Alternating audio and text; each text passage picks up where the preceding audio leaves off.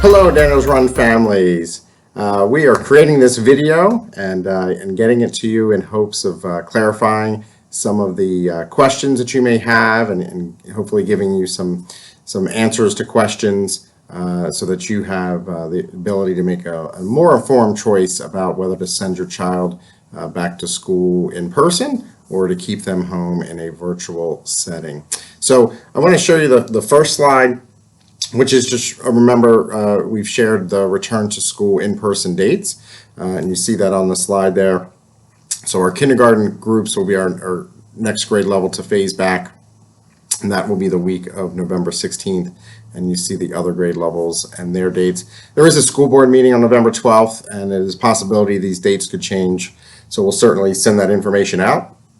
And you also may want to watch that school board meeting for the most up-to-date information on return to school plans.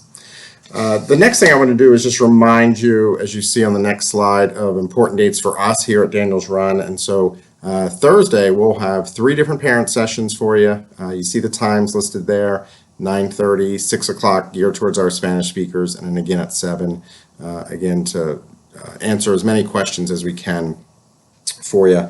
And then we've changed the parent intent form and made that due Monday. We extended that from the original communication, which said Friday. So I want to take a minute just to remind you that we are not here to convince you of what to do. We're trying to present, hopefully with some clarity, your options, and you need to do what is best for your student or students and your family. And we welcome students in whatever environment they are in, whether they're in a virtual environment or in-person environment. We respect and honor any of the choices that you make. And we want to make sure we're building strong programs both in the virtual setting and in the in-person setting. So that is our number one goal, is to make sure both of those programs are very strong and that kids are learning to their best ability on a daily basis. So your first choice is to remain 100% virtual. If you choose this, you are going to have very similar, exact same schedule you have now, 4 days a week, Tuesday through Friday. With your virtual class, you'll have access to your teacher through Google Meet. Much of it during an asynchronous type setting, and some independent work, just as we've been doing over the past few weeks.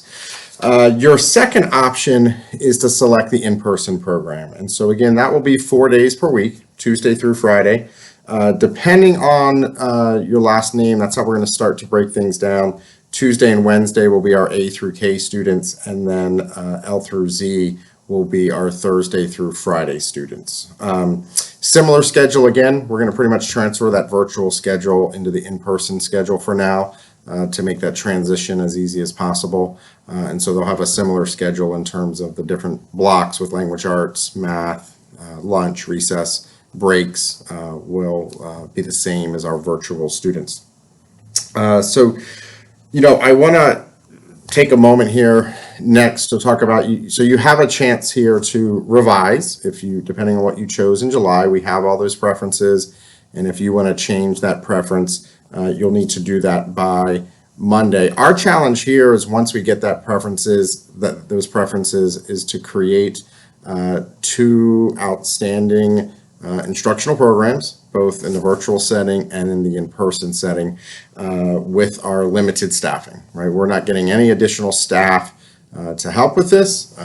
We've got to look at those preferences and see how that breaks down in each grade level in terms of in-person classes versus the virtual classes. So as I had said in July, when we got to this point, it would most likely result in the changing of classes for some students.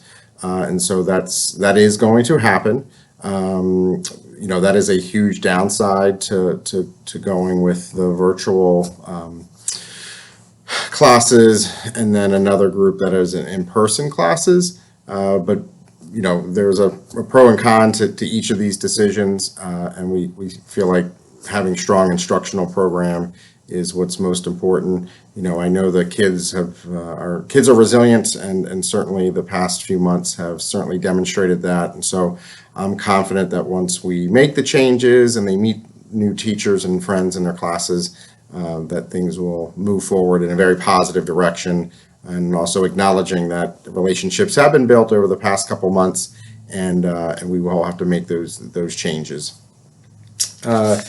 I also want to take a minute here to just talk about the in-person health measures. If you are someone considering coming back to school in person, I just want to make sure you have some information about what it's going to look like, because it is going to be different than when students left on March 12th. So first thing, a completion of a health screening form. That's going to be a one-time acknowledgement for parents. And if you've been to a doctor office, dentist office lately, you have completed a similar form that asks about if you're experiencing any symptoms. And so the big thing, if your student is ill at all, we need you to really keep them at home, right? Not send them to school, and make sure that they stay home. We will be doing daily temperature checks. We'll be enforcing social distancing to the best that we can, and certainly making sure that students, as frequently as they can, stay 6 feet away. Increasing our sanitation efforts here in terms of cleaning of the rooms. We do have a solution Virex which kills the virus. Cleaning during breaks when students are out at recess. So we've increased those as well. Of course, washing hands, always important. Wearing masks, we have a countywide mask policy that students will need to wear the mask. We'll certainly take mask breaks, and at that time is when we really strictly will enforce making sure they're at least 6 feet away from others. And we do have an isolation room set up so that if a student does show symptoms of COVID, we will quickly contact you, and you'll need to pick up your child within an hour to see medical attention if they meet those symptoms on the health screening form. So I do want to talk a little bit. A lot has been talked about with concurrent instruction. So again, your choice is, do you do 100% virtual, or do you decide to come back in person, right? And again, as we said, there is going to be some changes in assignments for students with teachers once we gather all that information. So I just want to show you a little bit about concurrent instruction, and that happens with our in-person program. So if you're choosing in-person, Monday is an independent work day. That's actually an independent work day for all students, whether they're virtual or in-person, no matter what you choose. But for our in-person program, you see the graph there that will have, again, two groups of students. They'll be in class Tuesday and Wednesday, and then our group B students will be in class Thursday and Friday. When they are not in class, they will be online. And so the previous model for this over the summer was it would be a completely independent learning day, and that's not the case anymore. So they'll be in class, our Tuesday, Wednesday kids will be in class Tuesday, Wednesday, and then on Thursday, Friday, they're going to be able to access their teacher. And so to start off, certainly doing class meetings together, focus lessons together, and as we get better at this model, we will be merging the kids who are in the virtual setting 2 days a week in with the classroom of the kids who are here physically, okay? I want to show you a little bit of what a classroom looks like. And so you see there, the teacher, it's kind of a typical classroom that many of us were probably taught in, right? We've been trying to move away from this model of setting up a classroom, but we're going to turn back the clock a little bit. And students will be in desks. They will be facing the same direction. We'll make sure they're 6 feet apart. And so, that's part of the limitations we have, right? We can't fit, 25 students in a class anymore, right? Most of our rooms accommodate about 12 or 13 students along with a teacher at a time. And you see there in this concurrent model, that teacher will also have students who are home accessing the class virtually. So again, accessing those morning meetings, accessing those focus lessons.